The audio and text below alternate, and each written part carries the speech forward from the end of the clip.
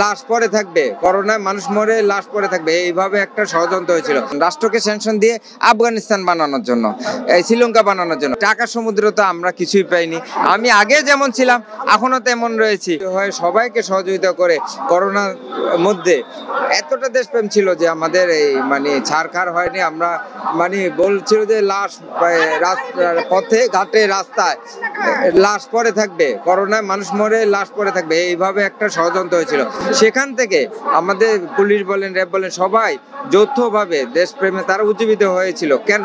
বঙ্গবন্ধু কন্যা দেশপ্রেমিক, বঙ্গবন্ধু দেশপ্রেমিক, তার হাত ধরে সবার মধ্যে দেশপ্রেম উজ্জীবিত হয়েছিল বিধায় আমাদের পথে ঘাটে রাস্তাঘাটে আমরা করোনা লাশ দেখি নাই। আমরা করোনা থেকে উত্তীর্ণ হয়েছি। বিশ্বে অনেক শক্তিশালী দেশও করোনায় তাদের অর্থনৈতিক কাঠামো ভেঙে পড়েছে, আমাদের দেশে অর্থনৈতিক কাঠামো ভেঙে পড়ে।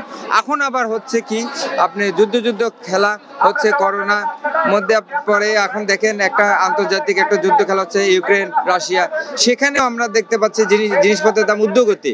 সেই ঊর্ধ্বগতির মধ্যেও বঙ্গবন্ধু কন্যা এবং দেশপ্রেমিক প্রশাসন, র্যাব বলেন, সবাই যৌথ প্রচেষ্টা।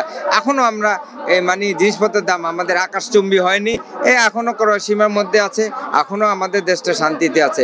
তারপরেও দেখেন আমাদের দেশকে আরেকটা ষড়যন্ত্র হয়েছিল যে আমাদের দেশকে আপনার শ্রীলঙ্কা হবে, শ্রীলঙ্কা বানানোর জন্য একটা প্রক্রিয়া চলছিল, এখনো চলছে। শ্রীলঙ্কা মতো আমাদের অর্থনীতি ভেঙে যাবে, আফগানিস্তানের মধ্যে একটা গৃহযুদ্ধ হবে।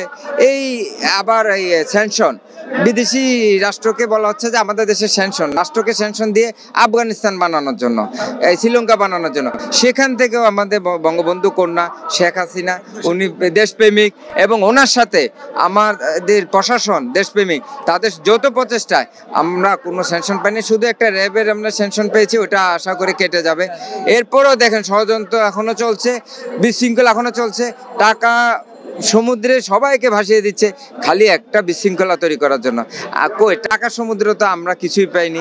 আমি আগে যেমন ছিলাম এখনো তেমন রয়েছি, কিন্তু আমাদের দেশে একটা জিনিস খালি হচ্ছে, সেটা মেগা প্রজেক্ট হচ্ছে। সংবাদ, ফিচার ও অনুষ্ঠানের জন্য ভিজিট করুন সংবাদ প্রকাশের ওয়েবসাইট এবং যুক্ত থাকুন ফেসবুক পেজ ও ইউটিউব চ্যানেলের সঙ্গে।